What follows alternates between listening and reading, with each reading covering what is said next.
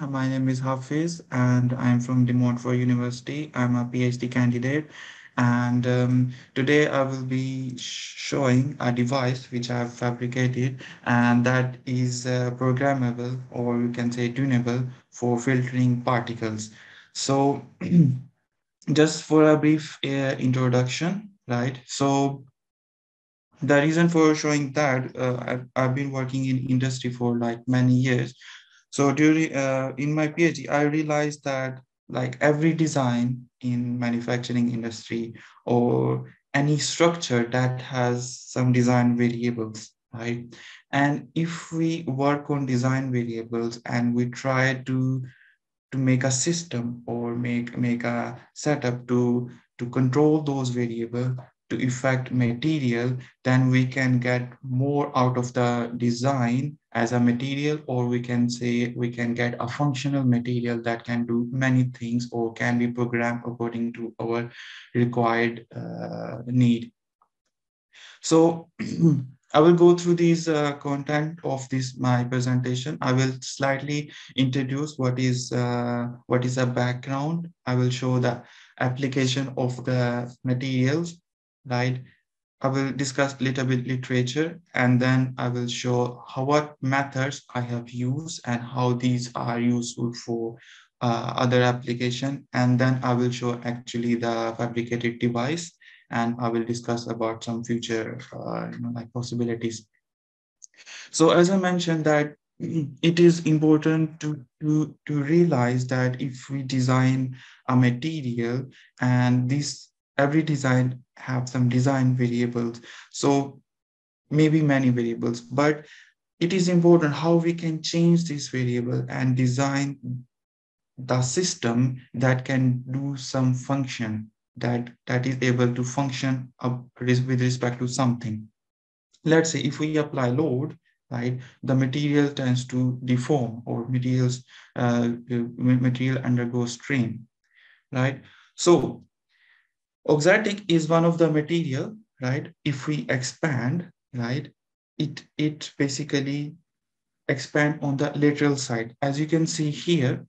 So first I will introduce what is lattice structure, right? A lattice structure is a material that made of um, elementary component. We call it a unit cell and it's repeating in X, Y, Z direction, or we can say in 3D space.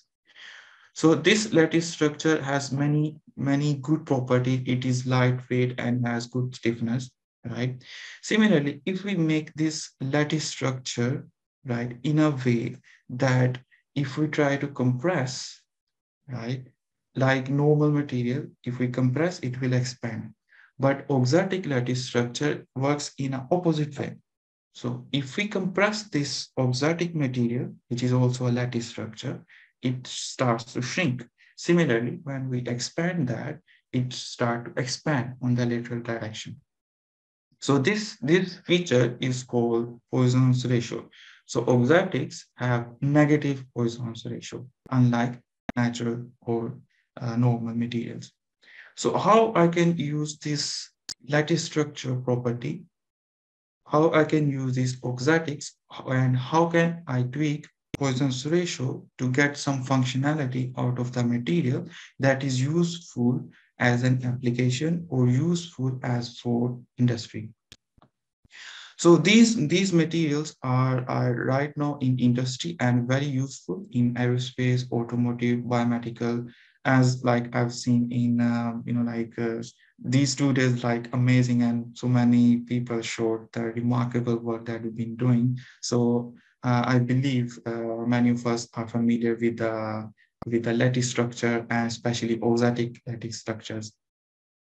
So these are just some of the example, but I will focus on one of the interesting example, which is on my bottom right corner, which is particle filtration. So how can I use this material, this geometry, this oxatic material to filter particles? So to describe about literature, what is like in literature, what people are doing to program this oxatic in research field, some people are working on some design which are static, some designs which are topology optimized, right? As you can see on my bottom right corner, to make some to tweak with some Poisson's ratio, right? One function. So how we can make a design good enough that can give us two or multiple functions by tweaking multiple design variables. So this material, which is right now in my hand, it has multiple design variables. So imagine this material right now is in 3D. If we convert this material into 2 dimensions, as you can see here. So now the same material, right, I have converted into 2 dimensions. Right now it's auxatic. So it's 2-dimensional lattice structure with unit cells. So if I stretch this, right, it starts to expand because it's auxatic. I will come to the point why we have, why the Poisson's ratio is important for that material regarding filtration. So the point is to design this material, as I mentioned, we need multiple design parameters, or we can say controlling parameters. And we can control in this particular design, I've actually develop a mathematical model instead of topology optimization or other conventional method or CAD modeling. I actually develop a mathematical model that finally tweak the design variables and to get the functionality. So I'm trying to connect the design variables directly to the materials property. So it's a direct link between these two, like parameters. So this is just an overview of the like number of equations which I've used. And for example, right now, which is this material in my hand, it has 2 variables, right? I call them C and V. So these 2 variables, right? When I stretch that, as you can see in the middle, instead of when I stretch that, instead of shrinking down, it expands in all directions equally. So by using this property, we can use this material or design material as a particle filter. So because the initial condition of the 2 input variables, as shown here, C and L, right, the initial condition of the filtration size can be changed. This is the first part of that material. How this material can become functional material once we start stretching. This porosity or apertures start to change according to the applied strain. So we can link the design variables, multiple design variables regarding the strain, applied strain or stretch. So we can predict or we can simulate what will be the particle size we can filter from its initial condition to the applied strain. As you can see here, I put this graph just for an example because there are many input condition, many initial condition for 2 design variables, and there are many outputs. So it's quite a complicated system. So if I can show a 3D graph here, so C on this y-axis, L on x-axis, and ds on z-axis. So you can, ds I mentioned here is a particle size, as you can see in this green color. So once you start stretching this, right, you can increase the aperture size according to the applied strain, and you can filter the particles. This is just a very short demonstration. That's the device which I've developed. So in future, I will show that how we can program this and feed this mathematical system into the computer to filter the particles.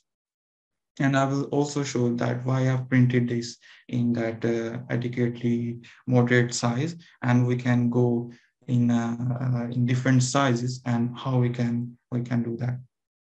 So I'll just play a very short video, right? So if you have particle and you apply strain, so it equally displays and filter the particles, as you can see in the video, right? So there is the numbering. So how we can relate this strain here, which is mentioned here, and the particle size, right? So they, because I mentioned, I mathematically define this geometry and then optimize that. Every time we are getting the geometry from design variable is discrete. It has exact parameters of the design, and we can mathematically find an equation that relates the filter size and the applied strain.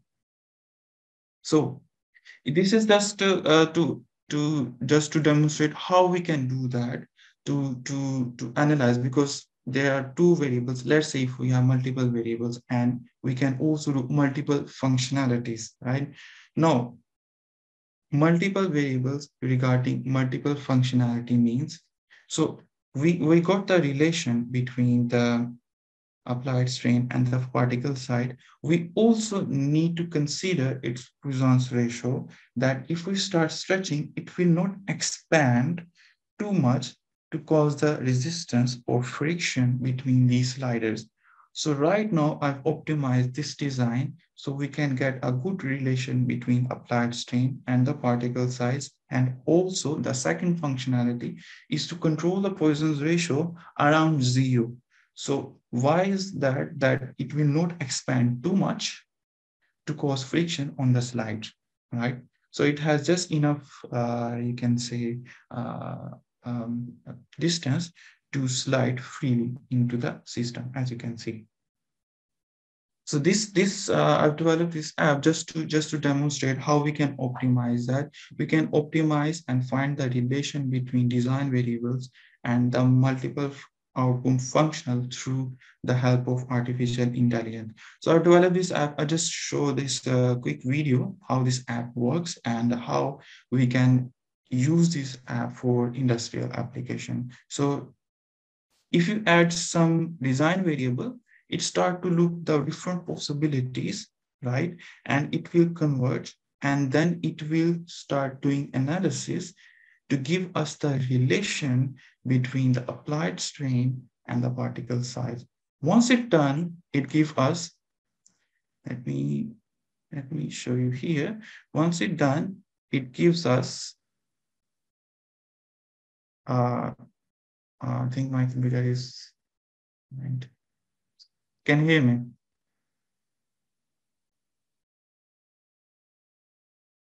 Yes. Yes. I think my computer is start. So, okay, let me just quickly escape. 1 second. Just restart my Microsoft PowerPoint. Okay.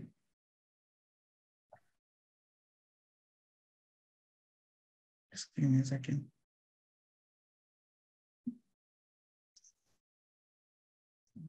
Okay. All right. So this is what I was explaining, that if we have in app, we input the particle size and we can find the equation.